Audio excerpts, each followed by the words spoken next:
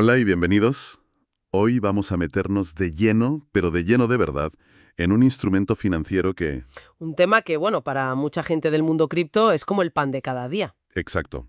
Pero que esconde una complejidad fascinante.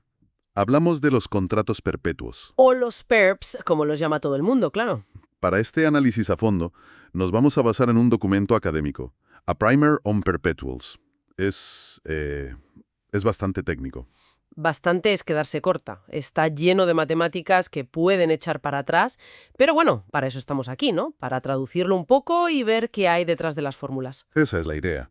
Queremos entender qué son, por qué hay dos tipos principales, que es algo que a menudo se pasa por alto, y por qué son mucho más que una simple herramienta para apostar. Y yo voy a estar aquí para ponerle un poco de picante al asunto. Porque, a ver, la teoría en un papel es muy bonita, pero el mercado real es otra cosa. Sobre todo el de las criptomonedas. Sobre todo un caos. Así que vamos a ver si esa elegancia matemática sobrevive al mundo real. Me parece un plan genial. Pues venga, vamos al lío. Si lo simplificamos al máximo, ¿qué es un PERP? Pues es un acuerdo, un contrato sin fecha de fin. Eso es, no vence nunca. Hay dos partes, el largo, que compra, y el corto, que vende. El largo puede cerrar el contrato cuando le dé la gana para recibir un pago. Un payoff, como se dice en la jerga. Exacto, un payoff. Y ese pago depende del precio de un activo subyacente. Bitcoin, una acción, lo que sea. Y ese payoff puede ser casi cualquier cosa, que eso es muy potente. No tiene por qué ser solo el precio del activo. Podría ser el precio al cuadrado o, no sé, la diferencia entre dos precios. Hay mucha flexibilidad. Justo. Pero claro, tener ese derecho no sale gratis. El lado largo tiene que pagarle algo al corto. Y aquí es donde empieza lo interesante de verdad, porque el documento nos dice que hay dos formas principales de hacer esto. Y esta distinción es clave, porque casi todo el mundo que opera con PERPs solo conoce una, la que se basa en la tasa de financiación. El funding rate, sí. Yo creo que deberíamos empezar por ahí. Es el modelo que a todo el mundo le sonará. Perfecto. Es el más conocido. En este modelo, el que está en largo le paga un poquito de dinero de forma continua al que está en corto. Es esa famosa tasa de financiación que ves en las plataformas que te cobran o te pagan cada 8 horas o cada hora, depende del sitio. La idea no es nueva, ¿eh? La propuso Shiller, el economista, en los 90, pero fue en el mundo cripto donde se convirtió en el estándar para conseguir apalancamiento sin el jaleo de los futuros tradicionales, que vencen, hay que renovarlos. Pero el paper no se queda ahí. No solo describe cómo funciona, se pregunta, en un mercado perfecto, sin arbitraje, ¿cómo se debería calcular esa tasa? Y la fórmula que dan, el teorema 2, Es un monstruo, vaya tela. O sea, está llena de derivadas parciales, volatilidades, covarianzas. La pregunta es obvia. ¿Para qué necesitamos algo tan enrevesado? ¿Qué problema soluciona que no solucionen ya otros derivados? es que ahí está la magia de todo esto. Parecía un lío tremendo, pero el documento lo aclara en lo que llama Remark 4. Y es que la fórmula es Model Free. Independiente del modelo. A ver, Model Free es un término que suena muy bien, pero en la práctica, en el momento en que tú eliges qué datos vas a mirar, ya estás de alguna forma usando un modelo, ¿no? ¿Qué lo hace tan distinto de, por ejemplo, Black-Scholes para las opciones? Ahí también usas datos observables. Es una diferencia sutil pero fundamental.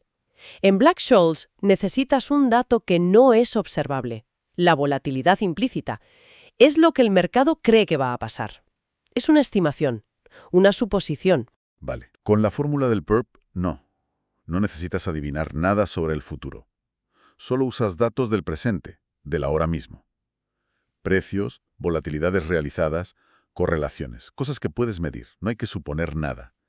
Y eso, en finanzas, es... Una ventaja enorme. Exacto. Vale, de acuerdo. Te compro la ventaja teórica. No hay que adivinar un parámetro. Pero sigo sin verlo claro en la práctica. Dame un ejemplo. ¿Por qué querría yo usar esto en vez de, no sé, un swap de varianza si quiero operar con la volatilidad? Me encanta que hagas esa pregunta, porque el paper lo clava con el ejemplo 5. Pensemos en ese swap de varianza tradicional. Cuando compras uno, apuestas a que la volatilidad real va a ser más alta de la que se pacta, que es la implícita. El problema es que casi siempre la implícita es más alta que la real. Justo. Se conoce como la prima de volatilidad. Estás pagando un sobreprecio por sistema. A la larga, es un mal negocio. Es el peaje que pagas por la cobertura. Eso es. Pues bien, lo que demuestra el documento es que puedes diseñar un PERP con un payoff muy concreto, uno logarítmico, que te da la misma exposición a la volatilidad real. Ajá. Y lo bueno es que la tasa de financiación que pagas en cada momento es precisamente la varianza realizada de ese momento. El resultado es que tienes el mismo efecto que el swap, pero te ahorras pagar la prima. Es una forma más pura, más barata. O sea que es una forma de comprar volatilidad sin pagar ese sobreprecio sistemático. Exactamente. Vale. Reconozco que el ejemplo es muy potente. Es una ventaja clara. Pero, ahora que entiendo bien cómo funciona, le veo un problema práctico gigantesco a este modelo. ¿A cuál te refieres? Al colateral. El que está en largo tiene que dejar un dinero en garantía para pagar esa tasa de financiación, ¿no? Sí, claro. Pues, ¿qué pasa si la tasa se dispara y se mantiene muy alta? Pues que esa garantía se va consumiendo. Es como si te quedas sin saldo en el móvil. Llega un punto en que te quedas a cero, te liquidan la posición y se acabó. ¿Pierdes el contrato? Totalmente. Es el gran riesgo operativo de este modelo. Y es justo por eso que los autores presentan la segunda variante, el contrato perpetuo con descuento. A ver, explícame esto. Aquí la lógica cambia. El lado largo no hace pagos. No hay un flujo de dinero saliendo de su cuenta. Entonces, ¿cómo compensa el corto? En lugar de pagar, lo que ocurre es que el premio final que va a recibir se va haciendo un poquito más pequeño con el tiempo. Se va descontando. Espera un momento. A mí eso me suena a un simple truco contable. El paper dice en otro teorema, el 7, que esa tasa de descuento es básicamente la tasa de financiación de antes dividida por el valor del premio. No es lo mismo, pero moviendo los números de sitio. Puede parecerlo, pero conceptualmente es una estructura mucho más sólida. Y lo mejor es que sirve para unificar ideas que ya existen, pero con otros nombres. Y aquí viene una de las partes que a mí de verdad me dejó flipando. Sorpréndeme. Ejemplo 8. Los ETFs apalancados. Esos que te prometen el doble o el triple de la rentabilidad diaria de un índice, como el IBEX 35. ¿Y qué tienen que ver los ETFs, que los puede comparar cualquiera en un broker normal, con un PERP de cripto? No veo la conexión. Pues esa es la revelación. Un ETF que busca, por ejemplo, 3 veces la rentabilidad del IBEX es matemáticamente idéntico a tener una posición larga en un PERP con descuento donde el payoff es el valor del IBEX al cubo. ¿En serio? Tal cual. Y ese efecto tan conocido de los ETFs apalancados, el volatility decay, que hace que a largo plazo nunca den el triple de la rentabilidad. Que es por lo que no se recomienda mantenerlos mucho tiempo. Exacto. Pues ese efecto no es un fallo del producto. Es la tasa de descuento del PERP funcionando en la sombra. De hecho, mencionan un producto real de Ethereum, Squid, que es un PERP sobre el precio de Ethereum al cuadrado. Y funciona con este modelo de descuento. Unificar conceptos es elegante, no lo niego, pero sigo con mi pregunta de fondo.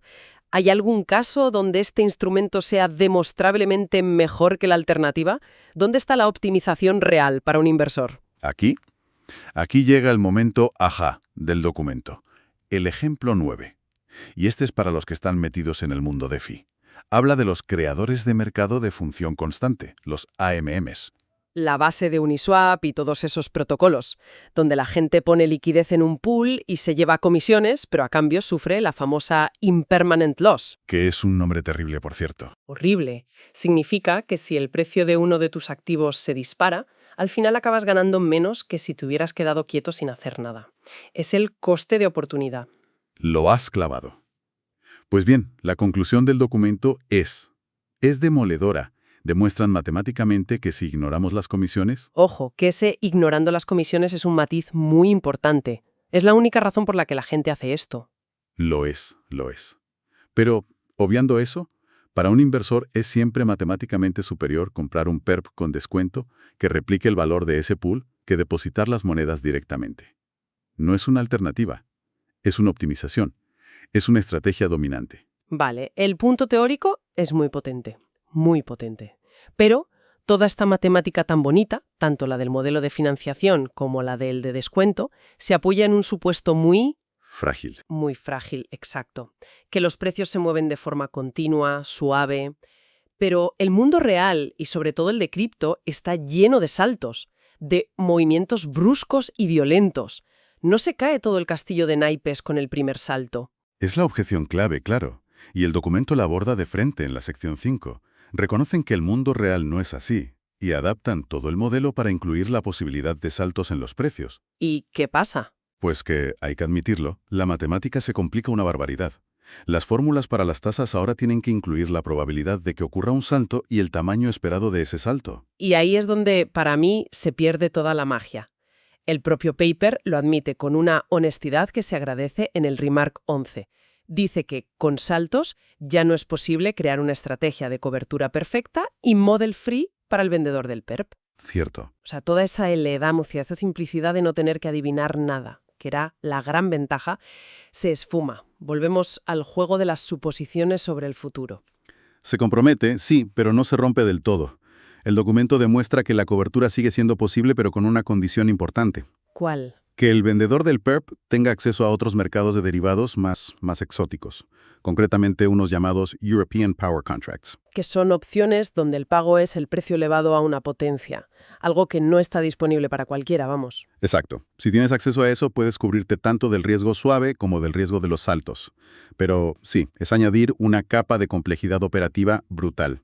La belleza de la idea original se da de bruces con la realidad. Choca con la cruda realidad del mercado, sí. Bueno, yo creo que hemos tocado todos los puntos clave. Es un buen momento para recapitular. ¿Qué nos llevamos de este análisis? Venga. Para mí, el primer punto es que los PERPs no son solo un producto de nicho de cripto. Son una herramienta financiera súper general y potente. Totalmente de acuerdo. El segundo punto para mí es entender que hay dos variantes, la de financiación y la de descuento, y que no son lo mismo, son la base teórica que explica cosas que ya existen, como los ETFs apalancados. Y que podrían mejorar, y mucho, algunas estrategias en DeFi. El tercer punto, que es la gran idea en un mundo ideal, es ese concepto model free. La posibilidad de tener exposición a algo, como la volatilidad, sin pagar esas primas de riesgo que suelen llevar otros derivados. Y yo añado el cuarto punto, que es el jarro de agua fría, que toda esa elegancia depende de unos supuestos. En cuanto metemos la realidad del mercado, con sus saltos y su caos, la cosa se complica muchísimo. La teoría choca con la fricción del mundo real. Lo que nos deja una pregunta final en el aire. El documento demuestra, en teoría, que un PERP es superior a proveer liquidez en un pool de DeFi si no contamos las comisiones. Si la teoría es tan sólida, ¿por qué la gente sigue usando masivamente el método que es, en teoría, inferior? Buena pregunta. ¿Es solo por las comisiones, que lo son todo? ¿Es por la complejidad de entender y usar estos PERPs? ¿O es simplemente que la práctica del mercado va siempre un paso por detrás de la teoría y esto es el futuro, pero todavía no lo hemos asumido? Es una pregunta excelente. Quizás la simplicidad y lo que ya conocemos, aunque no sea lo óptimo, tienen un valor en sí mismas. Un valor que las matemáticas no siempre capturan. A veces lo bueno es enemigo de lo perfecto. Con esa reflexión lo dejamos por hoy. Muchísimas gracias por acompañarnos en este viaje a las entrañas de los contratos perpetuos. Hasta la próxima.